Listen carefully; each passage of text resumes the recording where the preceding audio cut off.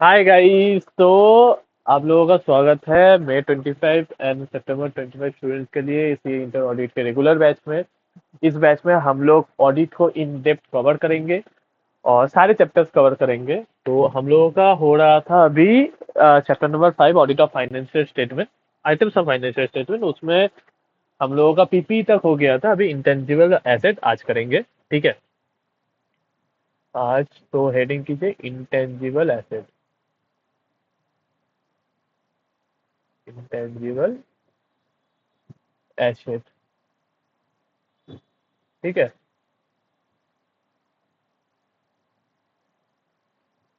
अभी intangible asset तो like जो हो गया कि गुडविल हो गया, पेटेंट हो गया, ट्रेडमार्क हो गया, ये सारे। ठीक है। लेकिन इधर एक एक पॉइंट है। सोचिए,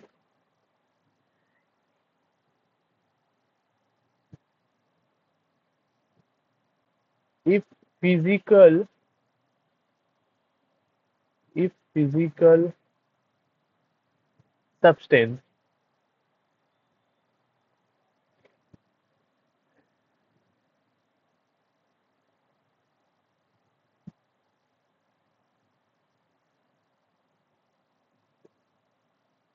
contains an intangible asset।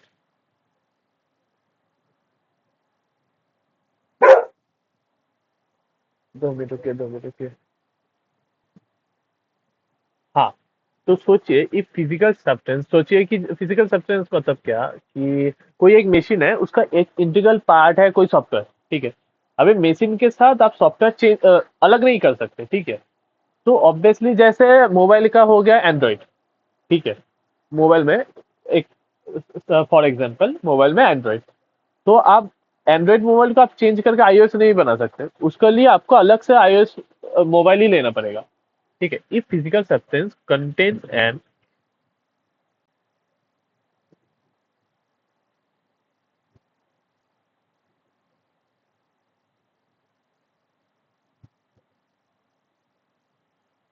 Intangible asset. ठीक है।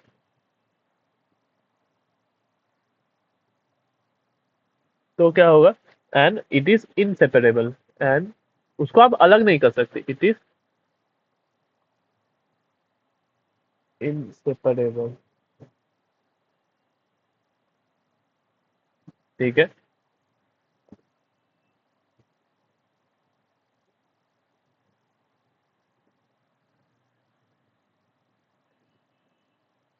तो तब क्या करेंगे? तब इंटेंजिबल एसेट उसको बोलेंगे कि नहीं?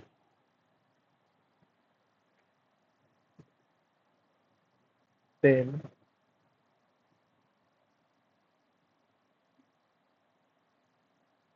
Judgement shall be formed shall be formed on the basis of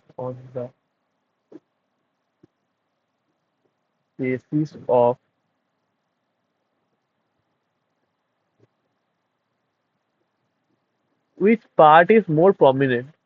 ठीक है। predominant। which part is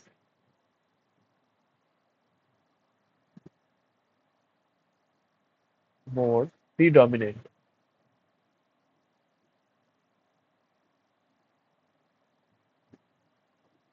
ठीक है। if physical substance contains an intangible asset and it is inseparable, then the judgment shall be formed on the basis of which part is more predominant। ठीक है।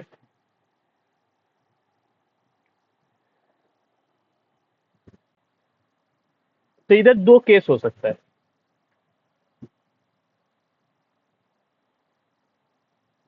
इधर दो case हो सकता है। First हो सकता है कि सॉफ्टवेयर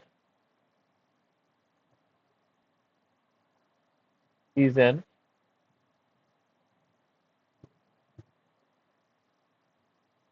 ओ भाई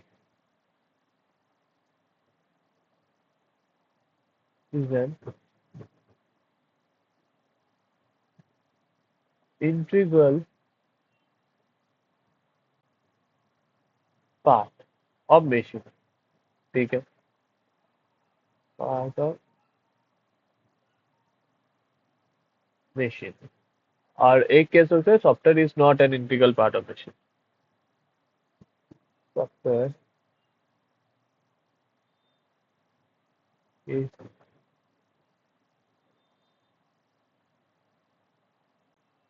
not an integral part of machine.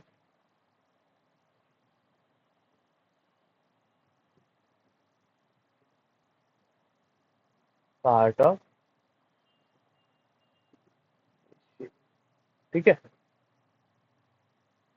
एक में है सॉफ्टवेयर इंटीग्रल पार्ट है, एक में नहीं है।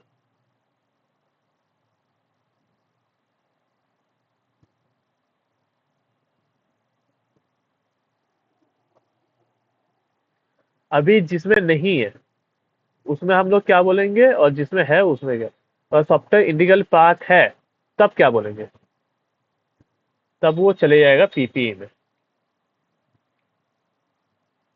और अगर नहीं है तो वो जो सॉफ्टवेयर है वो चला जाएगा इंटेंजिबल एसेट। टेंजिबल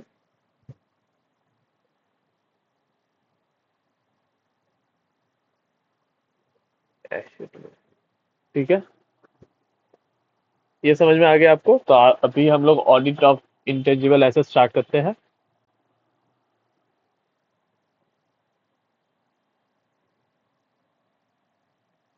हेडिंग दीजिए, वही सेम ही फॉर्मेट होगा, audit of intangible asset.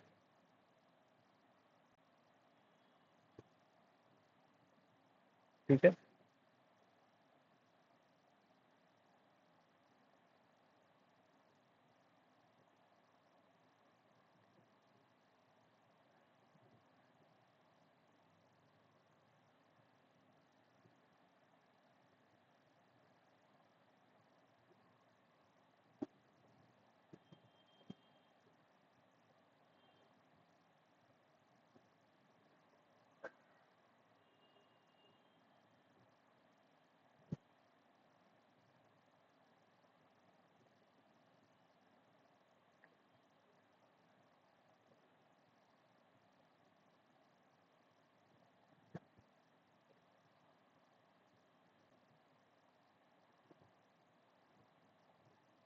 Valuation.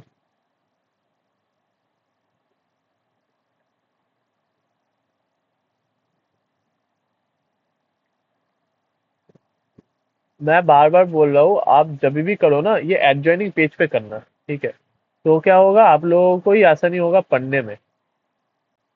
क्योंकि नॉर्मली जैसा भी हो ये 2 पेज से तो ज्यादा तो होगा नहीं। ठीक है, नॉर्मली कुछ कुछ केसों में हो सकता है। एग्जिस्टेंस, कंप्लीटनेस, वैल्यूएशन,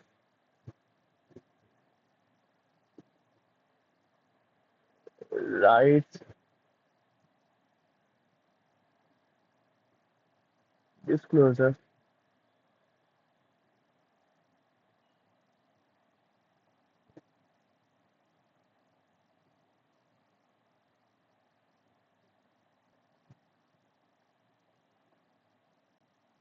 तो फर्स्ट एग्जिस्टेंस को कैसे आप पता लगाओगे। It must be in active use.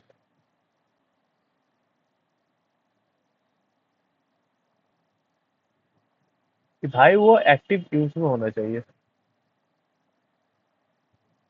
दूसरा क्या है, अगर वो एक्टिव यूज में नहीं है, if not in active use,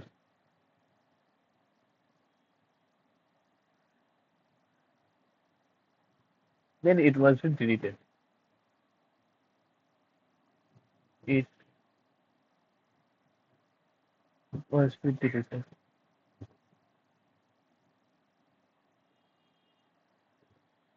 obviously with approval of management,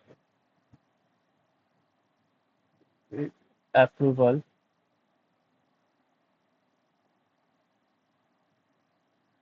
of management.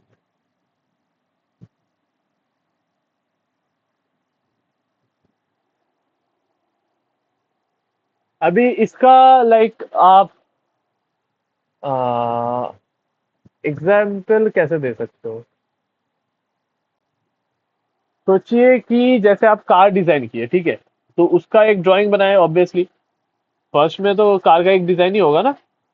फिर तो वो ड्राइंग बनाए, अभी वो कार लाइक वो ड्राइंग से कभी कार वो बना ही नहीं, तो आपको वो ड्राइंग डिलीट करना पड़ेगा। ठीक है, ऐसा। या फिर प्रोडक्शन के लिए कोई सॉफ्टवेयर लिए लेकिन वो कभी यूज नहीं हुआ, तो ऑब्वियसली आपको डिलीट करना पड़ेगा, तब तो वो इंटेंजिबल एसेट तो हुआ नहीं ना, एक्टिव यूज में नहीं है।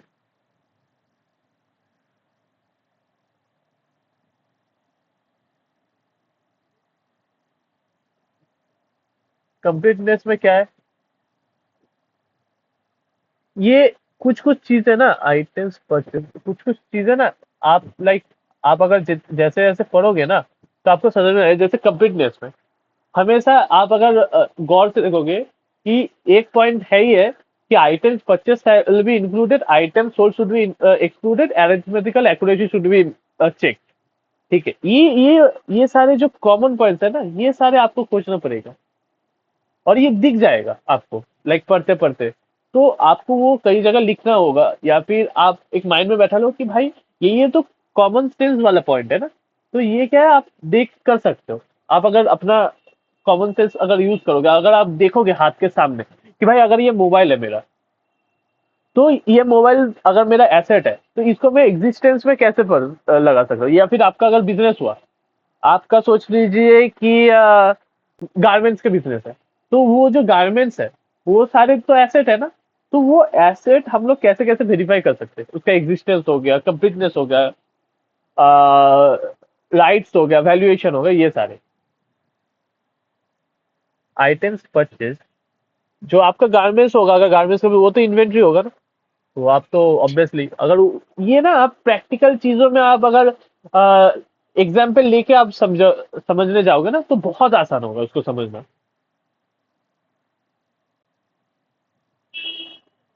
Items purchased should be included.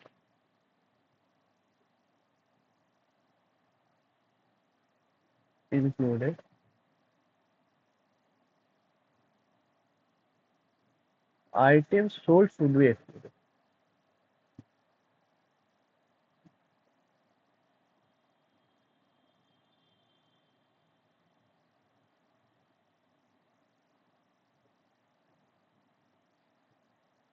Check arithmetical accuracy. Check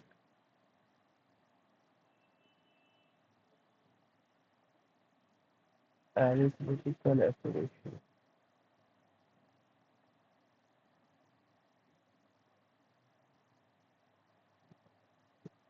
fourth है रिसर्च कॉस्ट, जो है ना, रिसर्च कॉस्ट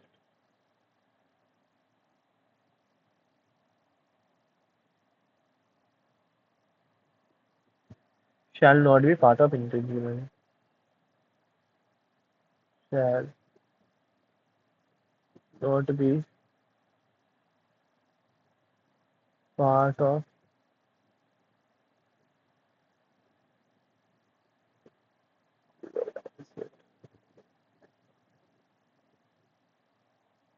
ठीक है। वैल्यूएशन क्या है? जैसे देखिए, जैसे आप पीपीई में वैल्यूएशन क्या था कि डेप्रिसिएशन ठीक से लगा कि नहीं, डेप्रिसिएशन ऑल एसेट पे लगा कि नहीं, एज पर कंपनी, ये सारे। ठीक है, अभी इंटेंजिबल एसेट में तो डिप्रिशिएशन होगा नहीं, इंटेंजिबल एसेट में एमोटाइजेशन होगा।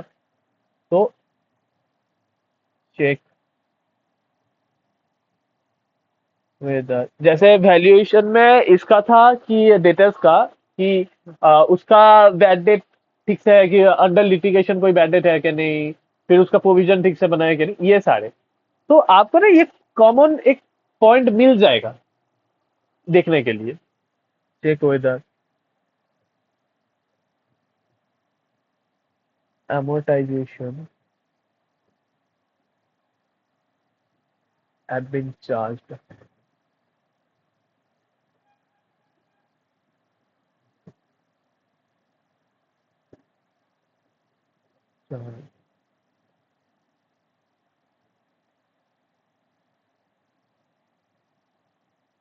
Reflect the method of amortization.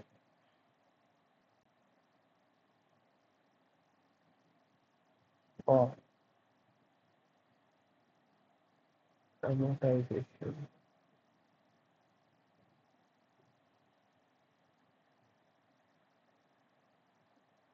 Third, impairment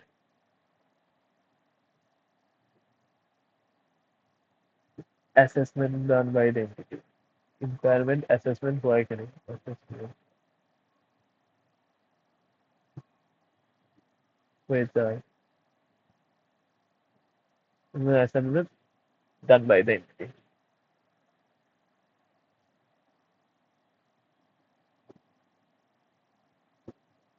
ठीक है। अभी राइट्स में क्या है? ऑब्वियसली इनवर्स मेरे नाम पे है कि नहीं? राइट्स में तो ये पॉइंट तो कॉमन है, लाइक ये तो कॉमन सेंस है कि भाई ऑब्वियसली यही होगा।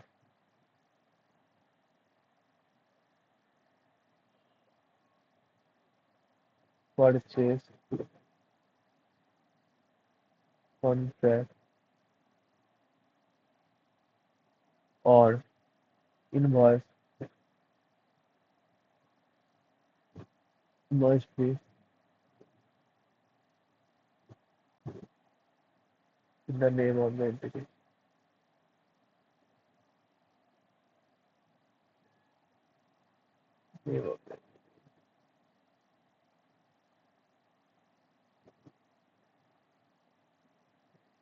डिस्क्लोजर क्या है? whether all items of intangible assets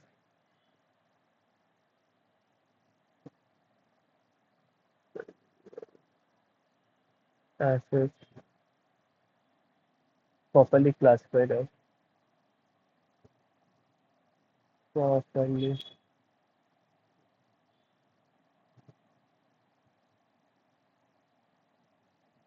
classified as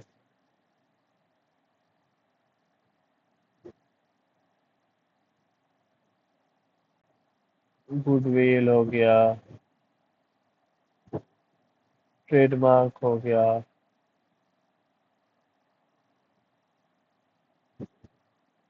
copyright हो गया,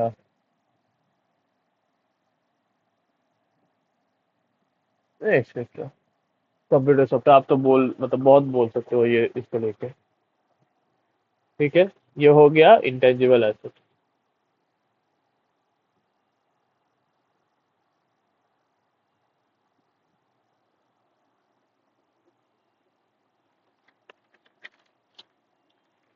इसके बाद cash and cash equivalent.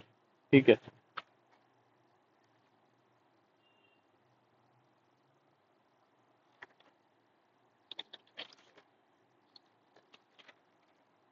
Cash and cash equivalent है एंड लोन्स एंड एडवांसेस है। अगर ये हो गया आपका तो आपका एसेट कंप्लीट हो जाएगा।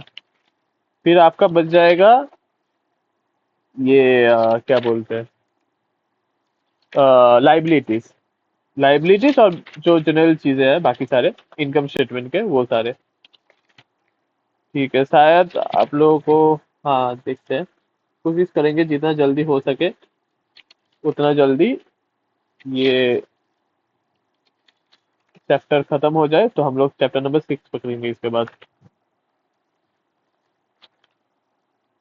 हाँ, अभी है audit of cash and cash equivalent.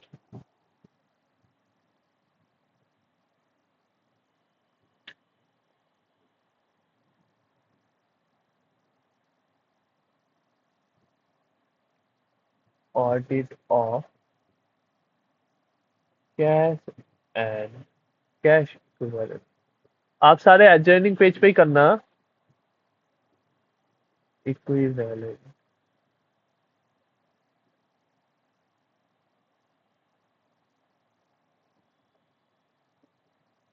ठीक है।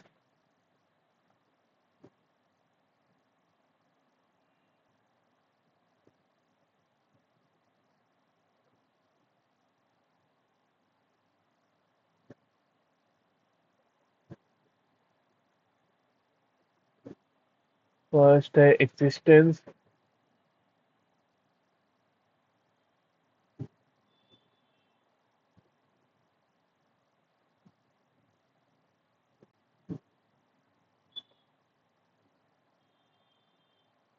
दूसरा है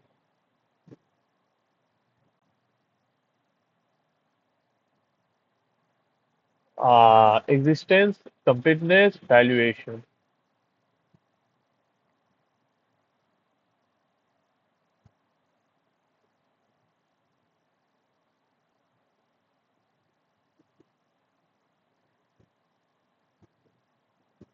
फिर है राइट्स। इसमें राइट्स में कुछ आएगा नहीं ऑब्वियसली, क्योंकि ऑब्वियसली क्या है इसमें, क्या है राइट्स। राइट्स, और ये है डिस्क्लोजर।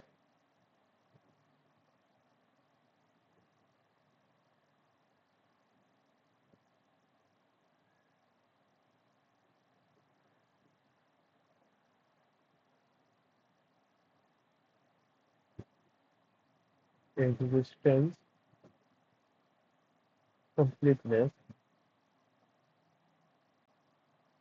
वैल्यूएशन,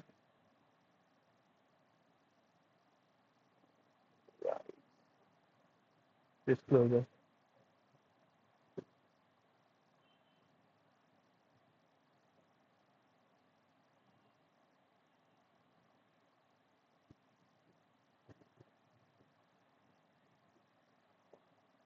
अभी देखिए जैसे फिजिकल इन्वेंट्री है, ठीक है।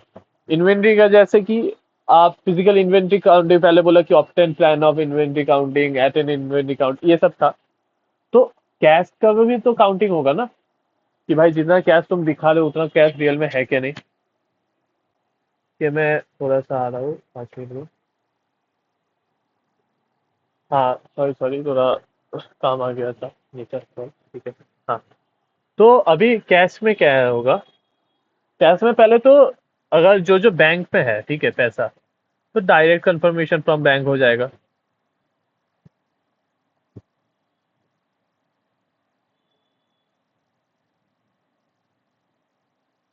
ठीक है, कि बैंक में मेरा इतना पैसा है। दूसरा क्या होगा, attain counting of cash obviously, ठीक है। अभी कौन कौन से डेट पे,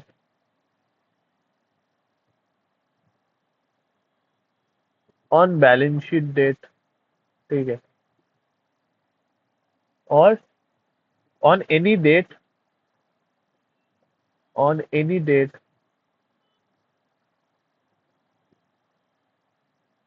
आफ्टर 31st में।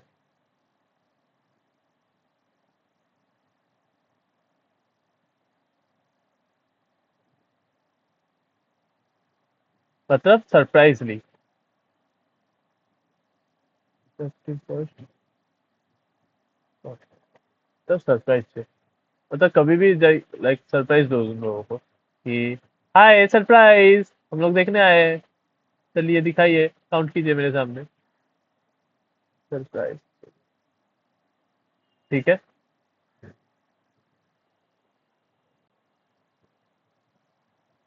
जब काउंटिंग होगा तब क्या होगा, at the time of counting क्या होगा, कौन कौन प्रेजेंट होना चाहिए। auditor should attend।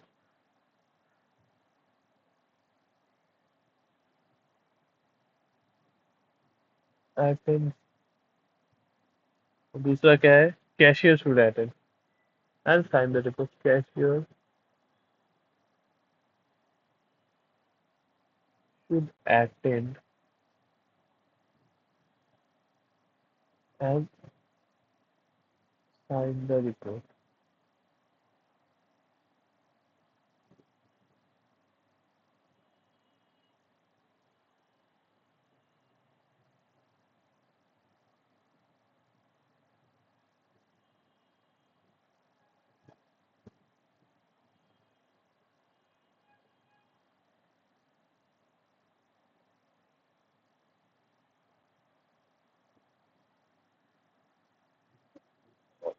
और देखिए चेक, रुकिए रुकिए, एक हो गया डायरेक्ट कंफर्मेशन, रनशिप डेट, ये फोर।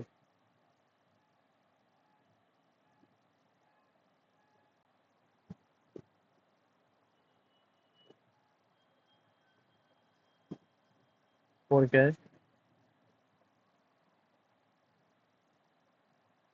चेक ऑल आइटम्स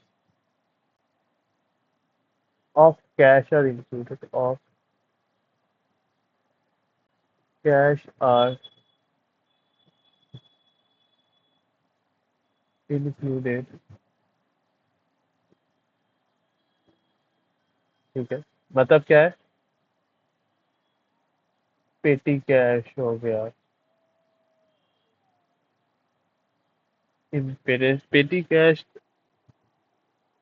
मतलब पेटी कैश और इंटरेस्ट कैश दोनों एक ही है, मतलब मेन कैश और पेटी कैश दोनों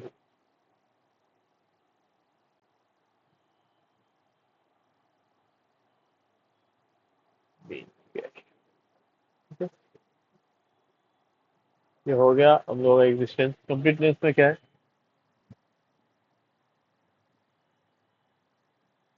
परफॉर्म कैश सेंसिटिविटी एनालिसिस। ये मैं आपको, आप लिख लीजिए, अभी अभी समझाऊंगा मैं क्या है sensitivity analysis.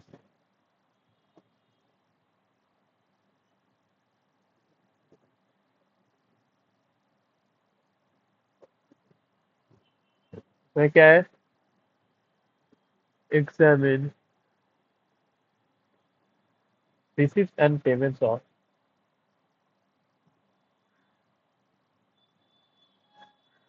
receipts and payments of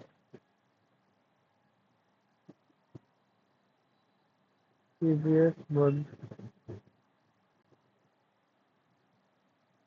and observe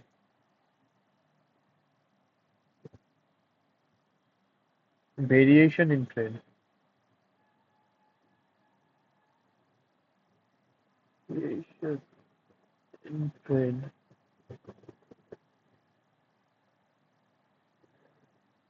in any specific month, in specific month। ठीक है, तो examine receives and payments of cash of previous month and observe variation. मतलब अगर मैं आपको समझाऊंगा जब, तो आपको variation in trend in in specific month, और अगर वेरिएशन हुआ, if variation, inquiry with management,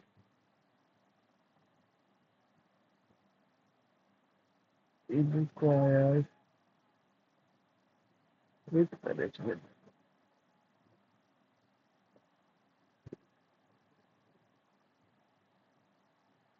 और क्या करेंगे? obtain and examine BRS, obtain and examine।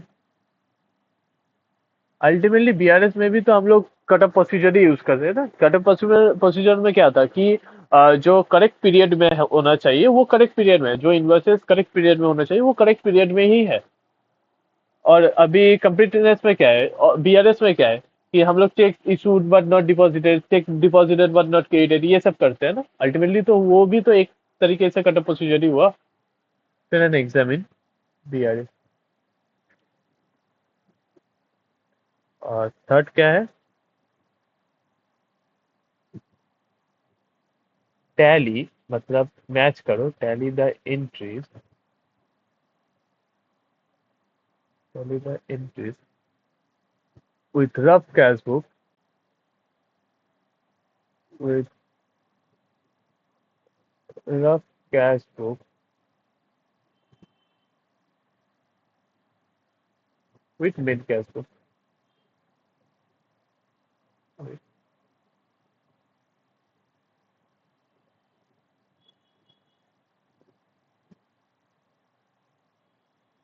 mid cash book।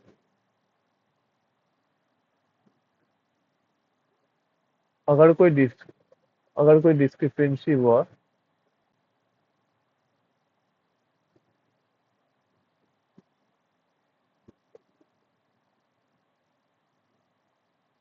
if any discrepancies, if any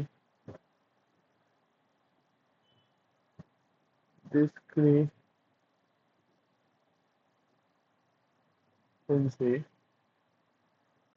inquire with management।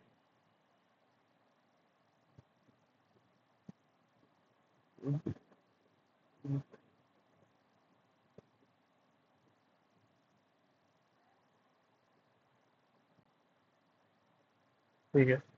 Valuation में क्या है? if foreign currency, if foreign currency is present, ठीक है, अगर foreign currency present है, present, then it should be, then it should be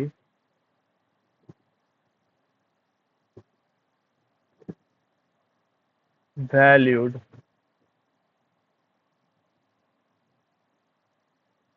on closing exchange rate, on closing exchange rate।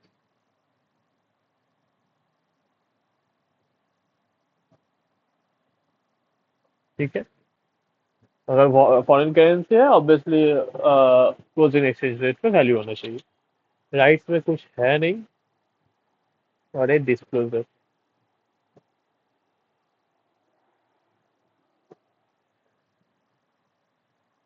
Cash and cash equivalent obviously आप लोगों को पता ही होगा कैसे क्लासीफाई होना चाहिए, आप पढ़ के आए हो।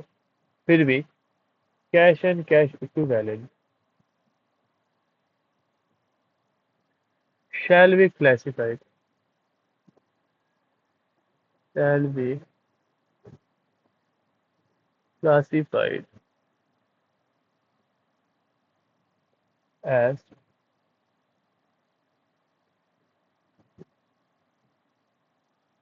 balance with bank,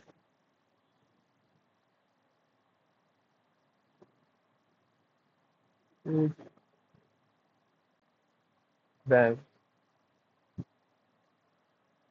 checks draft,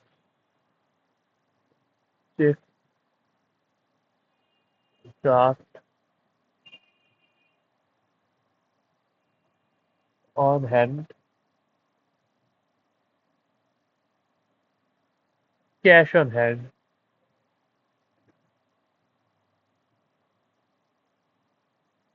और होगा अदर्स।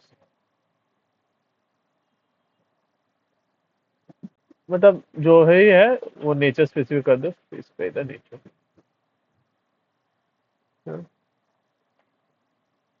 नेचर, ठीक है। और कुछ कुछ चीजें हैं वो सेपरेटली डिस्क्लोज करना होगा।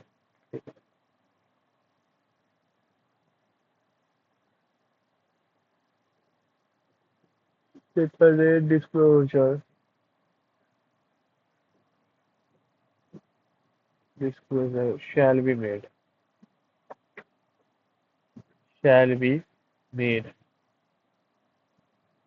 कुछ कुछ चीजों के लिए सेपरेट डिस्क्लोजर देना होगा, ठीक है। अभी कौन कौन सी चीज है वो सारे? एक हो गया deposit of more than 12 month.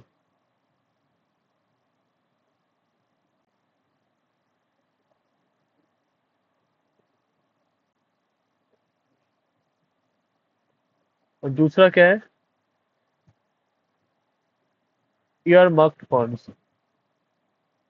अभी ईयरमार्क्ड फंड कैसा क्या है, सोचिए कि आपका कोई कॉन्ट्रैक्ट है, ठीक है, आप टेंडर निकाले उसके लिए, आपको आप सिक्योरिटी डिपॉजिट के हिसाब से आप पैसा लिए कि भाई अगर 1 करोड़ का टेंडर है, आप 1 लाख रुपए आप सिक्योरिटी डिपॉजिट दे। तो वो जो डिपॉजिट है उसको हम लोग ईयरमार्क्ड फंड बोलते हैं। वो तो रिफंडेबल होता है कि जिनको वो नहीं मिलेगा, तो वो उसको वो पैसा रिटर्न हो जाएगा, वो सारे ईयरमार्क्ड फंड।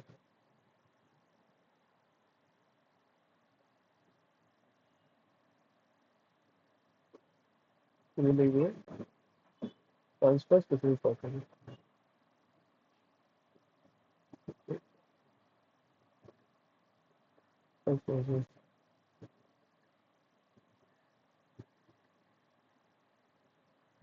मार्जिन मनी, वही सिक्योरिटी डिपॉजिट वाला।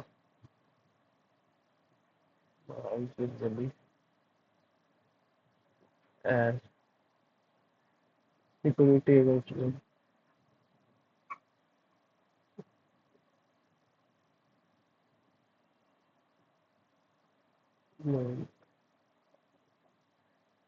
एंड डी है।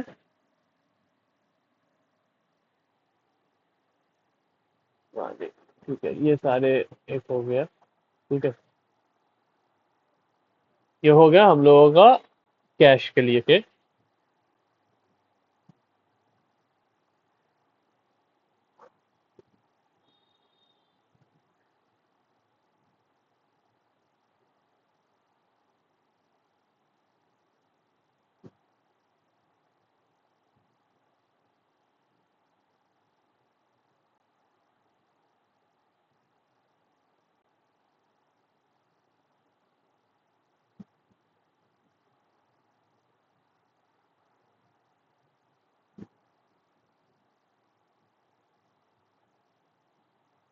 वहां दरवाजा खोला।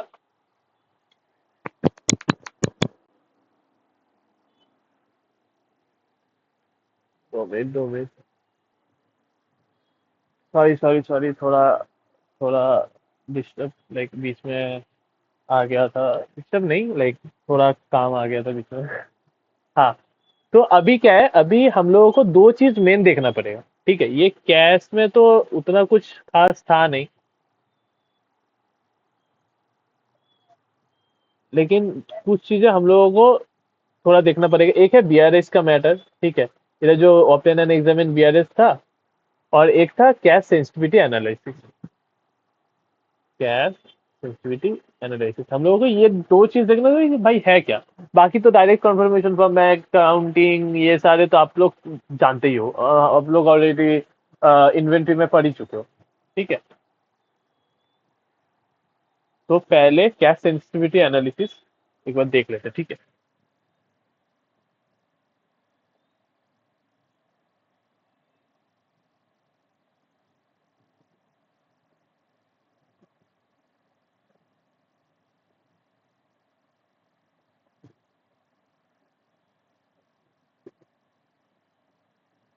अभी सोचिए, लाइक क्या बोले, सोचिए 23-24 का है।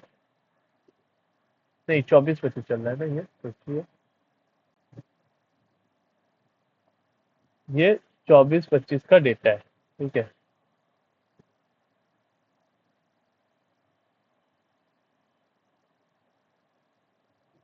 ये है 24-25 का डेटा।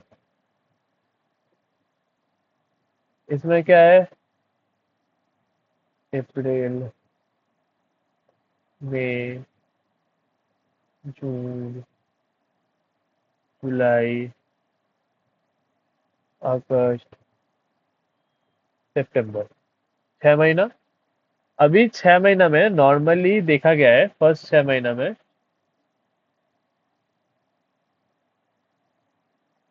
अगर रिसिप्ट सोच लीजिए, आ,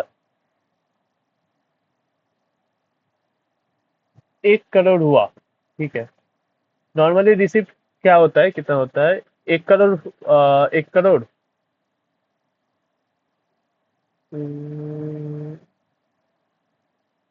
1.5 CR, 2 करोड़ 2.5 CR, 1 करोड़।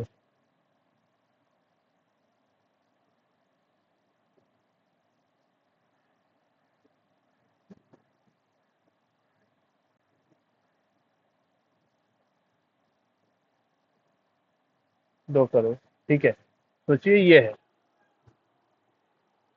और इसमें क्या है पेमेंट में? 2 मिनट, थोड़ा एग्जांपल बनाना पड़ेगा।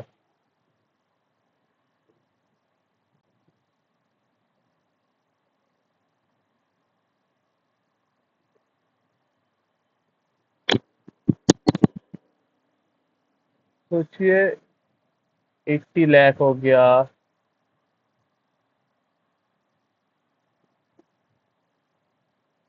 12 लाख हो गया,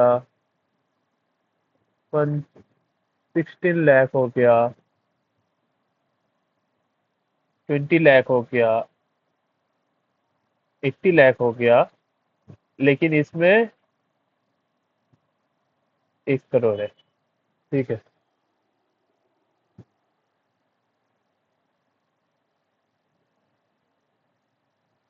नहीं, 1 करोड़ नहीं। सोचिए इसमें।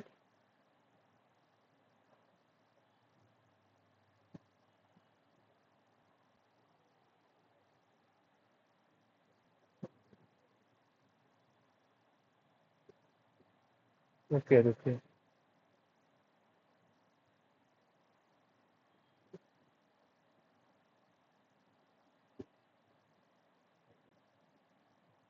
फिर लाख क्यों लिख रहे हैं हम लोग? हाँ, 1.2 करोड़ हो गया, 2 करोड़ हो गया। 2 करोड़ में इसमें सोचिए सोचिए।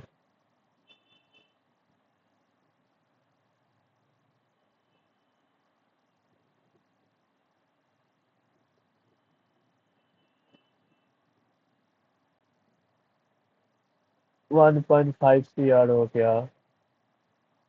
1 करोड़ में लास्ट का 2 महीना में सोचिए कि इसमें हो गया कि 95 लाख हो गया। और इसमें 3 करोड़ हो गया, ठीक है। अभी इसका नॉर्मली अगर हम लोग परसेंटेज निकालने गए, ठीक है, परसेंटेज निकालने गए, तो इसका पेमेंट मतलब अगर इसको कर दे ए, इसको कर दे बी, तो अगर हम लोग परसेंटेज निकाले ए डिवाइडेड बाई बी, उसमें क्या है 80% हो गया, 80% होगा। फिर ये सोचिए 75%, ये भी 80%, इसका है 95%, लेकिन इसका है 150%, ठीक है। अभी क्या है 75%, 95% फिर भी चलता है। फिर भी आप एक बार के लिए आप मैनेजमेंट के साथ बात कर सकते हो कि भाई नॉर्मली तो 80, 85, 75 तक रहता है, 95 कैसे है? लेकिन जो मेन हम लोग चीज देख रहे हैं कि सितंबर मंथ में अचानक से 150% बढ़ गया। लाइक रिसिप्ट हो रहा है 2 करोड़, लेकिन पेमेंट हो रहा है 3 करोड़ का। तो वो क्यों हुआ? वो आपको मैनेजमेंट के साथ बात करना पड़ेगा और फिर समझना पड़ेगा कि इतना बड़ा कैसे। अगर आपको लगा कि हाँ भाई रीजनेबल जस्टिफिकेशन दे रहे, तब तो ठीक है, वरना आपको टीसीडब्ल्यूजी के पास बात करना पड़ेगा। फिर आपको देखना पड़ेगा कि भाई मॉडिफिकेशन देने के लिए, वो सर अलग बात है, ठीक है। लेकिन ये सारे हैं चीजें, ये है कैश सेंसिटिविटी एनालिसिस, ये है कैश सेंसिटिविटी एनालिसिस। ये अभी है बीआरएस।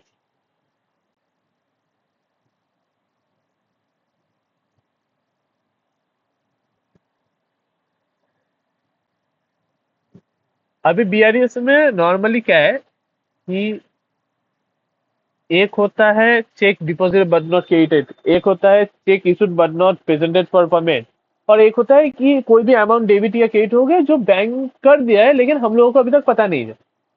ठीक है, अभी एक एक करके करते हैं।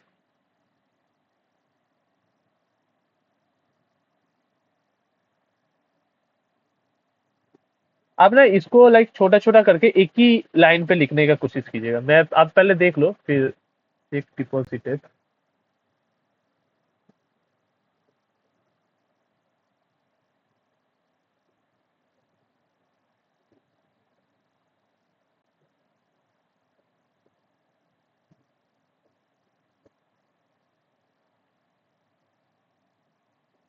But not clear. ठीक है, एक होता है कि check issued, issued but not presented for payment, but not presented for payment, for payment.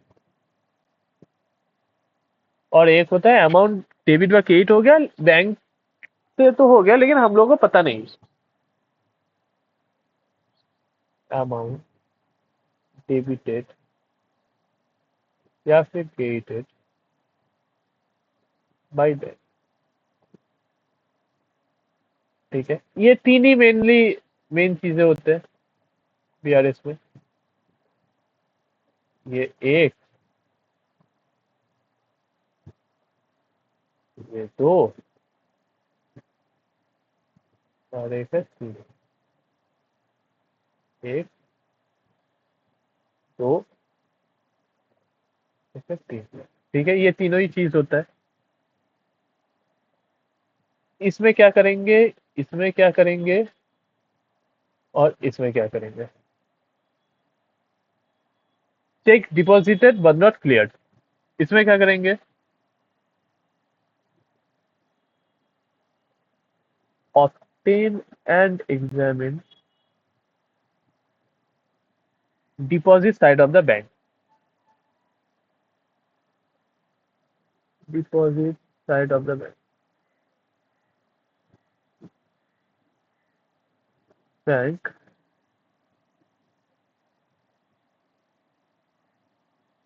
which is duly attached to। ठीक है, डिपॉजिट साइड हम लोग देखेंगे।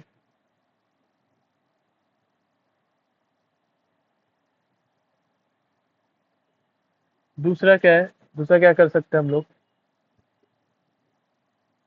Obtain and examine, obtain and examine bank statement, bank statement of subsequent period of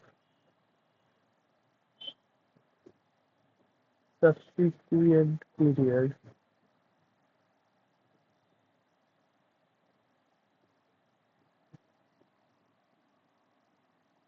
and identify creative, and identify मतलब अगर सोचिए कि 31 अगस्त तक 31 मार्च तक नहीं हुआ तो उसके बाद वाला पीरियड में हम लोग देखेंगे, अप्रैल में देखेंगे कि भाई वो क्रिएट हुआ है कि नहीं।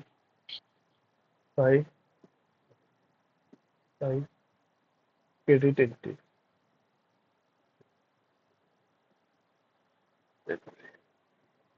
ठीक है,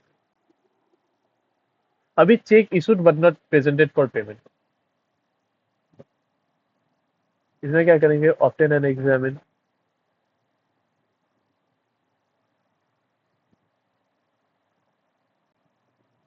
examine bank statement of subsequent period, bank statement of subsequent period,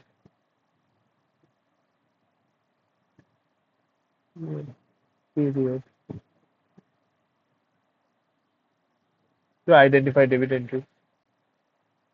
इसमें क्रेडिट एंट्री देखने को बोले थे, चेक डिपॉजिट, और इसमें debit entry to identify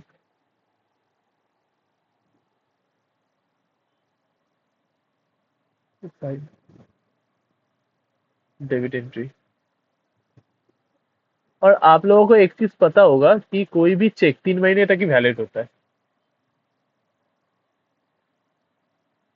if there is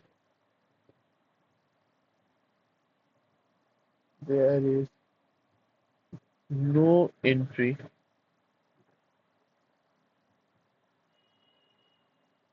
up to 3 month,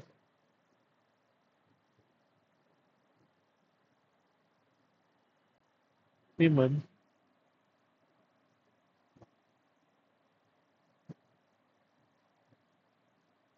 check shall be removed from BRS.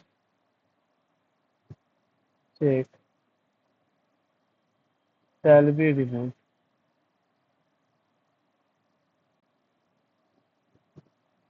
from BRS।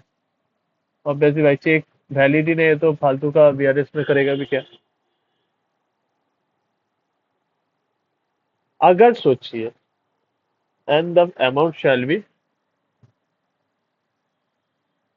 And the amount shall B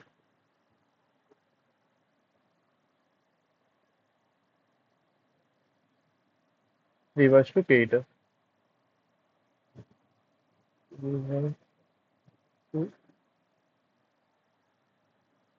creditor, इसका मतलब क्या है कि जब हम लोग चेक इशू कर लेंगे, हम लोग तो अपना बुक से अगर क्रेडिटर का अगर 1 लाख का बैलेंस है और हम लोग 50,000 का चेक इशू कर दिए तो हम लोग तो तभी 50,000 का बैलेंस कम कर देंगे ना उसका। तो अगर चेक ही वैलिड नहीं है तो उसका तो बैलेंस तो बनना चाहिए ना, क्योंकि हम लोग तो अल्टीमेटली पेमेंट तो किए नहीं उसको, तो इसीलिए and the amount shall be reverse to creditor. ये हो गया।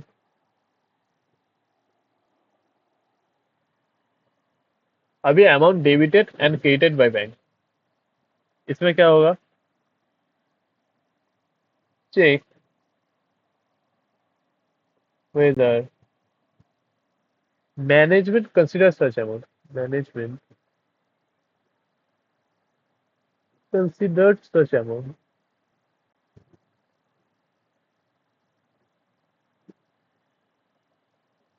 ठीक है। दूसरा क्या है? अगर मैनेजमेंट नहीं कंसिडर किया, इफ मैनेजमेंट नॉट कंसिडर, अगर मैनेजमेंट कंसिडर नहीं किया गया and auditor finds it's material, and auditor finds it material, तब क्या होगा?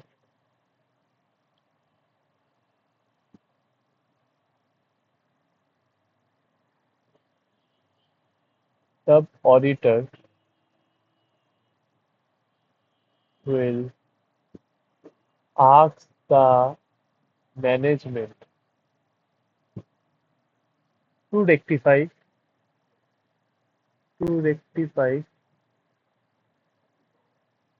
Financial statement. अच्छा, पूछ तो लेगा मैनेजमेंट से, ठीक है। अभी उसका दो सरकमस्टेंसेस हो सकता है।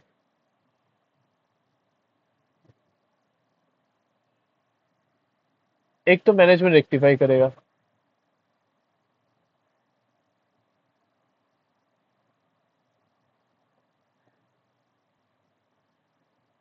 एक तो मैनेजमेंट रेक्टिफाई कर दिया, या फिर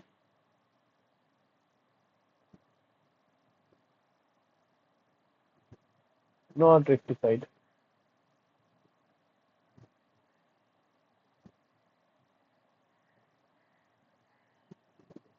ठीक है। अगर मैनेजमेंट रेक्टिफाई कर दिया तब तो ओके है, तब तो कोई दिक्कत नहीं है। लेकिन अगर रेक्टिफाई नहीं किया तब मॉडिफाई करो।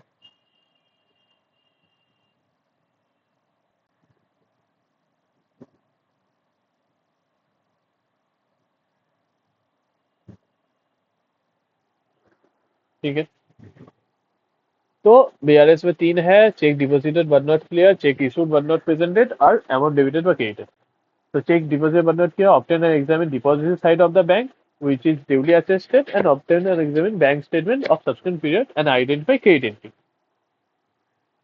ठीक है। और इसमें भी सेम बात है, इसमें भी सेम बात है। बस इसमें क्या है, ऑप्शन एग्जिट बैंक्स में सबसे identified dividend and there is no entry up to 3 months, तो क्या होगा, चेक तो इनवैलिड हो जाए, तो cheque shall be remove and the amount shall be reverse. ठीक है। और अगर देख अमाउंट डेबिटेड हुआ कहीं तो इसमें देखना पड़ेगा मैनेजमेंट क्या कंसीडर कर रहे हैं वो अमाउंट को, consider such amount, if management not consider तो auditor will ask the management to rectify financial statement. अगर मैनेजमेंट रेक्टिफाई कर दिया तब तो ठीक है, if management not rectified modified the report.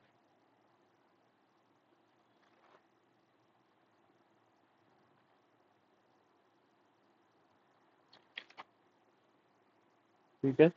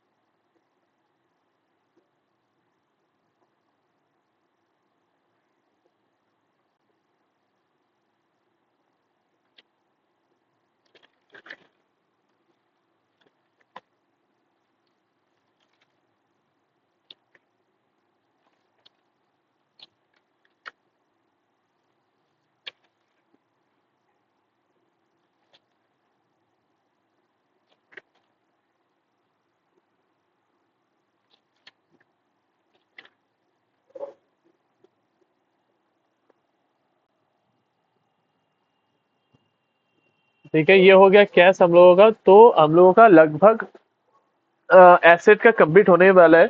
अभी बस लोन एंड एडवांसेस बाकी है। लोन एंड एडवांस है और एनी अदर करेंट एसेट।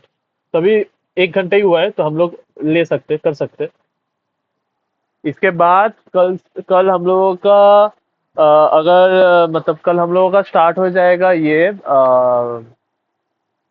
क्या बोलते हैं, जो जो जो जो लाइबिलिटीज है वो। तो कल 24 तारीख है, 24 25 शायद लगेगा, 26 27 28 तक शायद ये चैप्टर खत्म हो जाए। एंड उसके बाद हम लोग स्टार्ट करेंगे ऑडिट डॉक्यूमेंटेशन। ठीक है, हाँ। आप लोगों का शायद सिलेबस शायद 20 के करीब शायद खत्म हो सकता है।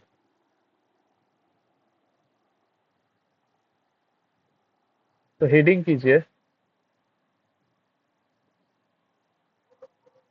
फिर हम लोगों का रिवीजन स्टार्ट होगा।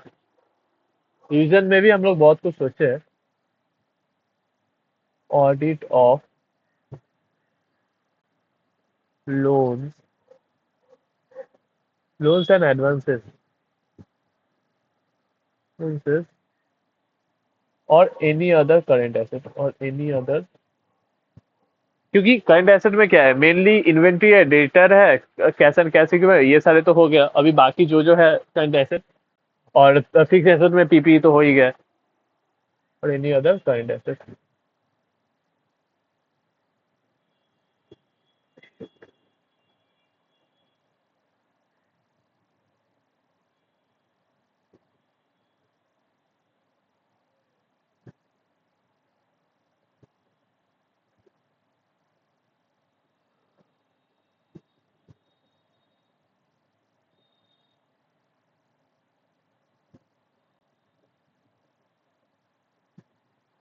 ठीक है।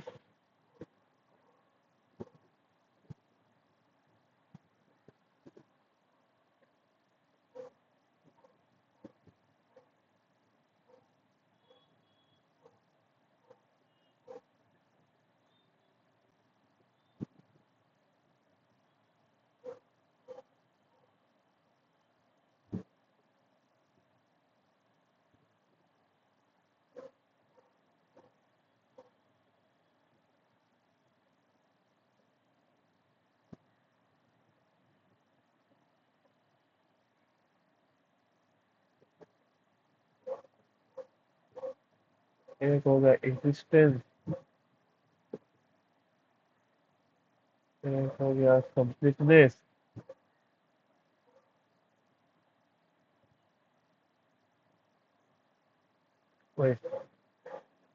एक हो गया वैल्यूएशन, राइट के लिए आप छोटा सा जगह रख सकते हो क्योंकि इसमें राइट तो कुछ आएगा नहीं। वैल्यूएशन।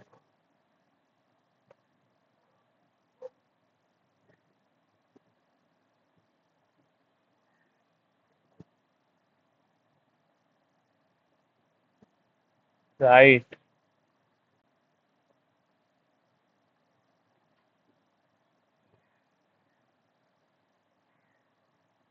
और ये है डिस्क्लोजर। तो क्या क्या है? एग्जिस्टेंस, कंप्लीटनेस,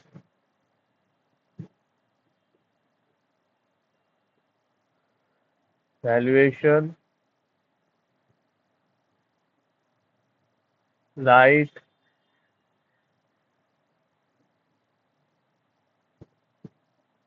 और एक है डिस्क्लोजर।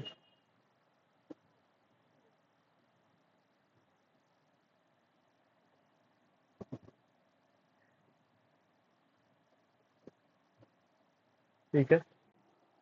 अभी एग्जिस्टेंस में क्या है कि एग्जिस्टेंस में direct confirmation.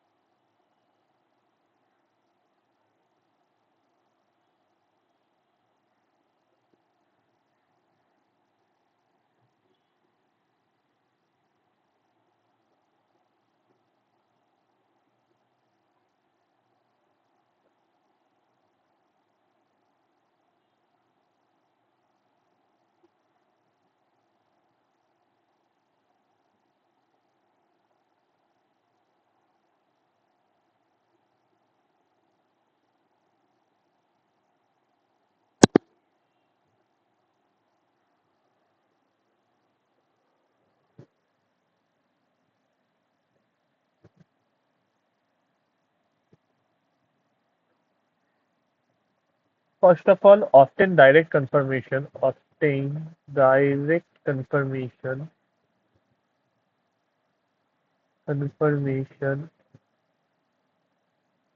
from borrower,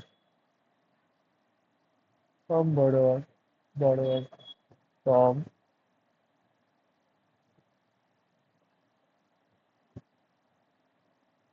um, borrower,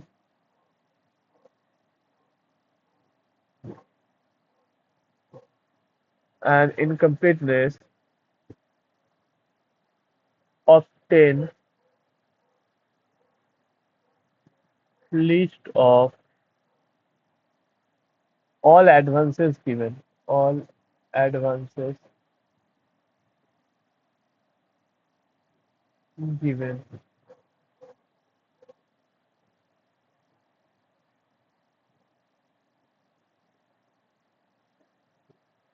The second one can be examine the loan agreement. Examine the loan agreement.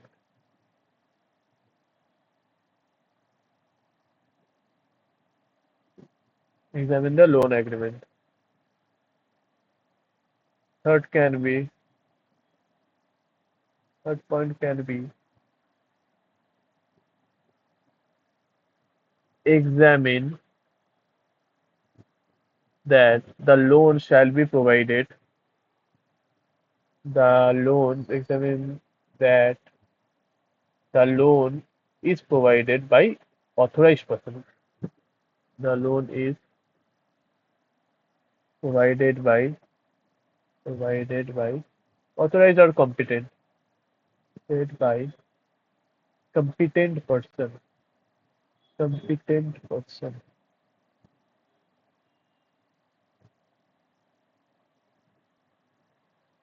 And who can be the competent person?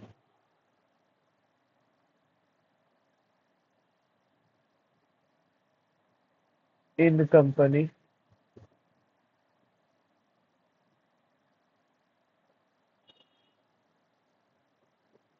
board of directors, or any person authorized by BOD, or any person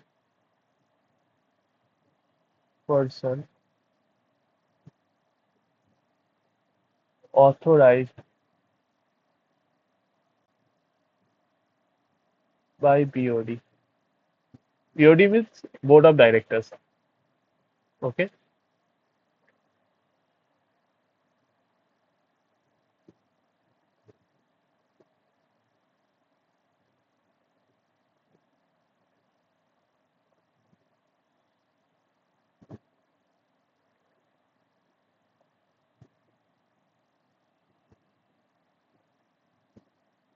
In firm, who can be the competent person? Partner.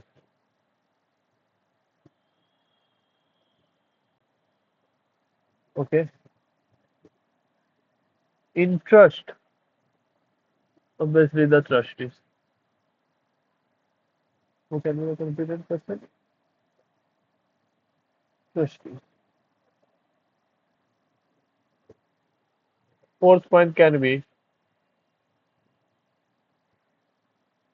examine minutes of board meeting. Examine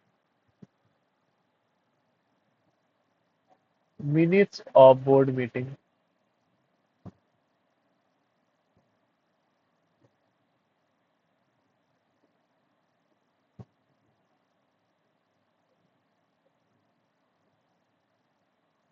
Fifth can be obtain acknowledgement from borrower.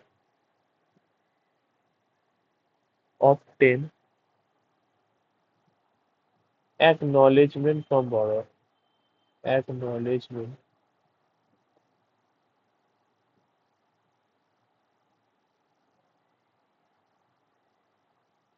from borrower.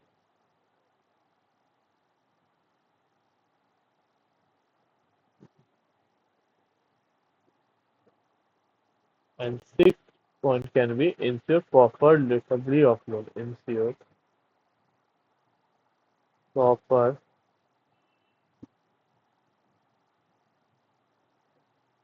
recovery of loan. Of loan. Okay. So in completeness, obtain list of all advances given, examine the loan agreement, examine loan is provided by competent person and who can be the competent person, company BOD or any person authorized by BOD, inform partner, interest trustees, and also examine the minutes of the board meeting, obtain acknowledgement from borrower, ensure proper recovery of loan. Okay. And in valuation of audit of loans and advances or any other kind of assets. Creation of loans and advances or any other kind of assets. In valuation part, the first point can be obviously examine the procedure of management. Examine procedure of management.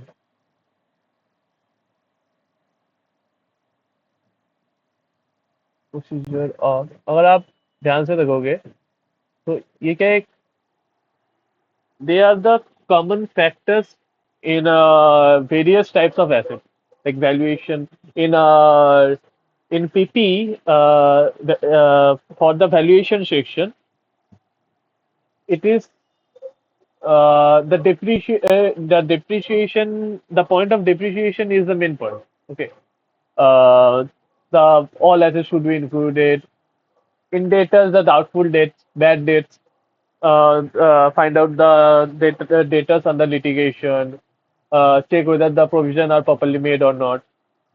It's in the procedure of management. Second point can be obtain the list of borrowers under litigation, just like debtors. Obtain the list of borrowers under litigation. Under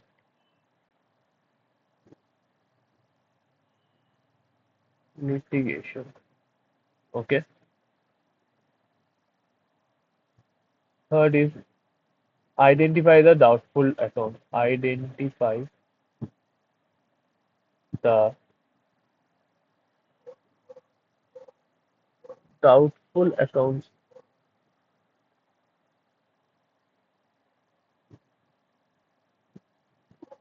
Fourth one, if identified, if the doubtful accounts are identified, if identified, check whether check whether proper provisions are made. Proper provisions are made.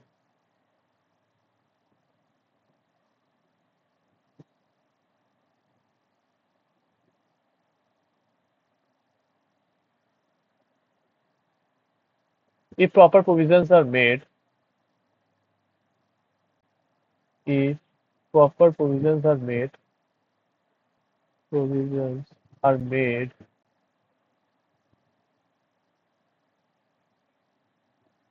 ensure the rate is reasonable. Ensure the rate is reasonable. The rate is reasonable. Okay. And if made, if not made, if made, if not made, if not made, then obtain written representation. Then obtain written representation. Representation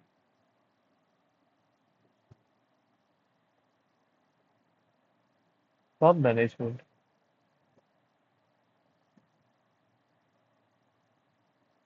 Okay. Obtain the aging schedule. Obtain and examine.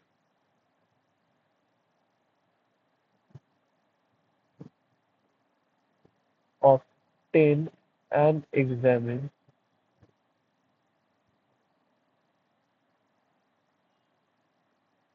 aging report. Aging report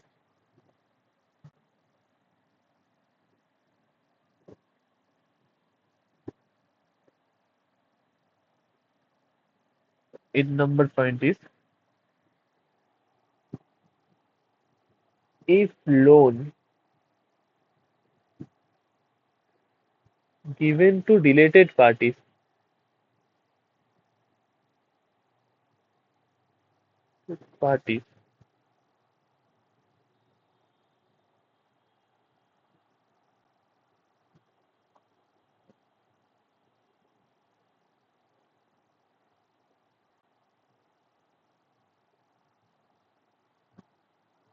ensure authorization, ensure authorization,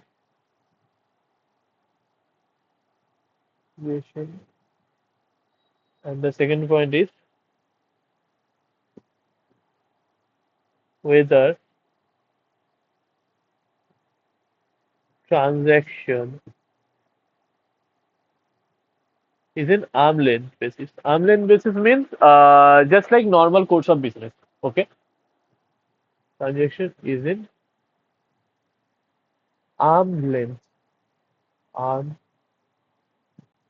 length. So arm length transaction. Okay, and it is the valuation of option, examine the procedure manager, obtain list of borrowers under litigation, identify the doubtful accounts. If identified, check whether proper provisions are made. If provisions are made, ensure the rate is reasonable. If not made, written representation, often examine an aging report, loan given to related parties, ensure authorization whether transaction is in arm's length. Okay, disclosure. And what shall be in the disclosure part?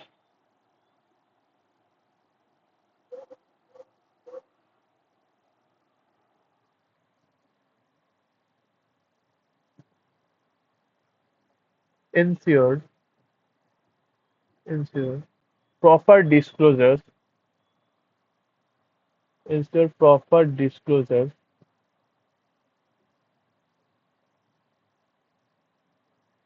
have been made as per Schedule 3. Have been made as per Schedule 3. Okay. Uh, what is the disclosure requirement as per Schedule 3?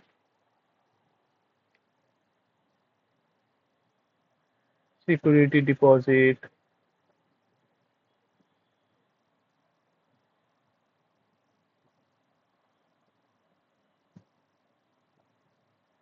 loans to related parties, give details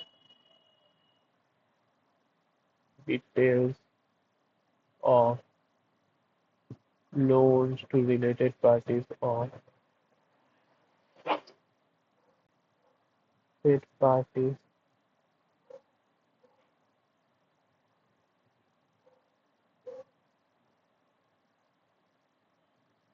capital advances, capital advances. Fourth one is other loans. Other loans.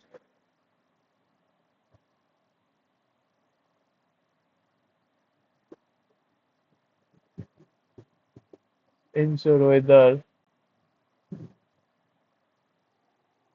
all the above loans, all the above loans have been subclassified. Have been subclassified. What does that mean?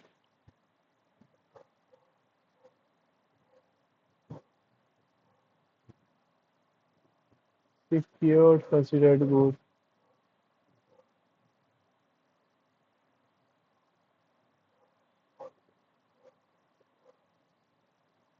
unsecured, unsecured, and doubtful.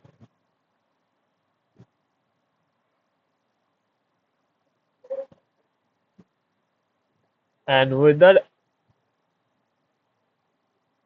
if it is third point, okay.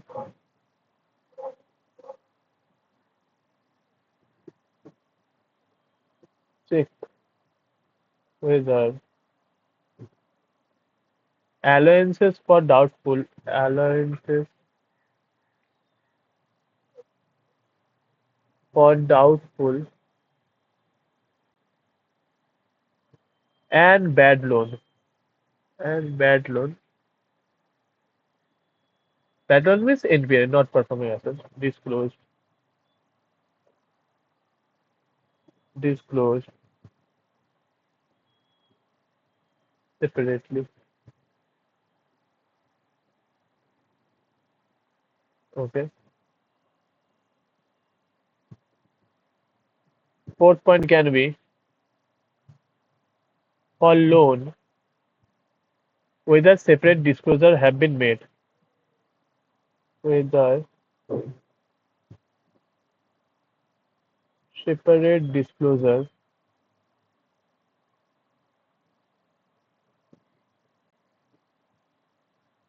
have been made.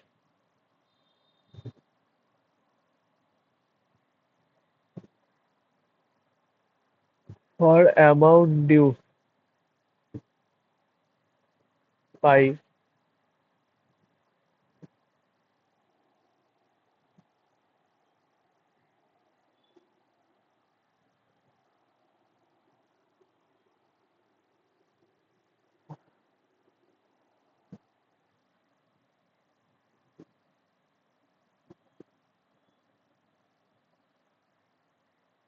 by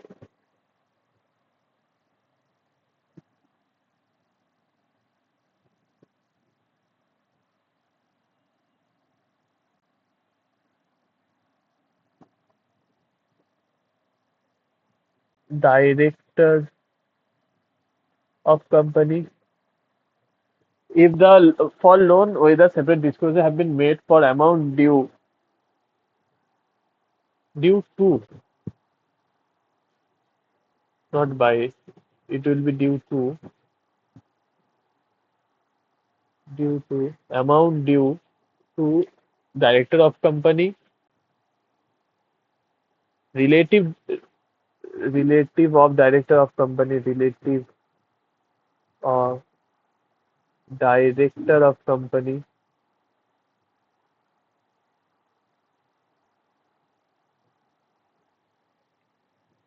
other officer and relative of officer of company, other officer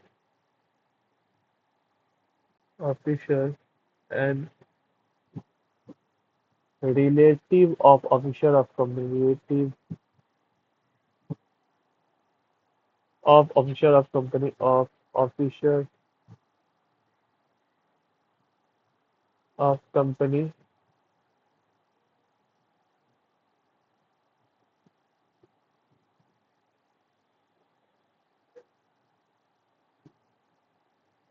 firm in which director of a company, director of company is a partner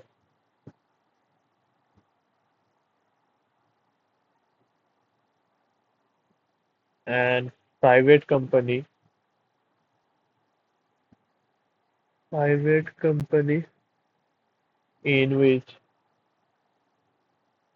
in which director of company, director of company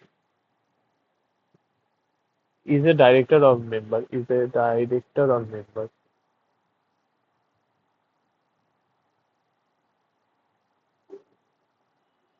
Okay. So, for audit of loans and advances or any other current asset, to check existence, obtain direct confirmation from borrower, to check completeness, obtain list of all advances given, examine the loan agreement, examine that the loan is provided provided by a competent person. And who can be the competent person? In case of company, board of directors or any other person authorized by BOD, inform partner in trustee. Examine the minutes of board meeting, obtain acknowledgement from borrower, and ensure proper discovery of loan. Okay. And in case of valuation, in examine procedure of management, obtain the list of it is just like data. Obtain list of borrowers under litigation, identify doubtful accounts. If identified, check whether provisions are made. If provisions are made, ensure the rate is reasonable. If not made, obtain and examine aging report. If loan given to related parties, ensure authorization and whether the transaction is arm's length. There is no point in rights and in disclosure. Ensure proper disclosure have been made as per Schedule 3. Security deposit keep details of loans to related parties, capital advances and other loans. Whether all the above loans have been subclassified, secured considered goods, unsecured and doubtful. Check whether allowances for doubtful and bad debt loan disclosed separately.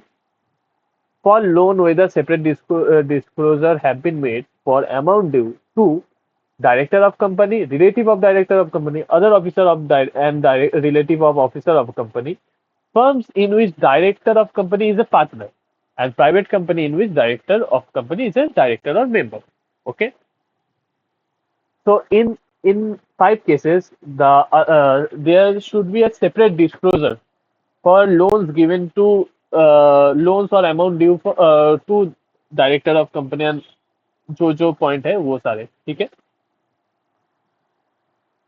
So today class is over, and in this class we discussed about cash and cash equivalent and loans and advances. The asset part is fully covered uh, under uh, how much 3 videos, 3 or 2 videos, and from tomorrow the liabilities part will be start.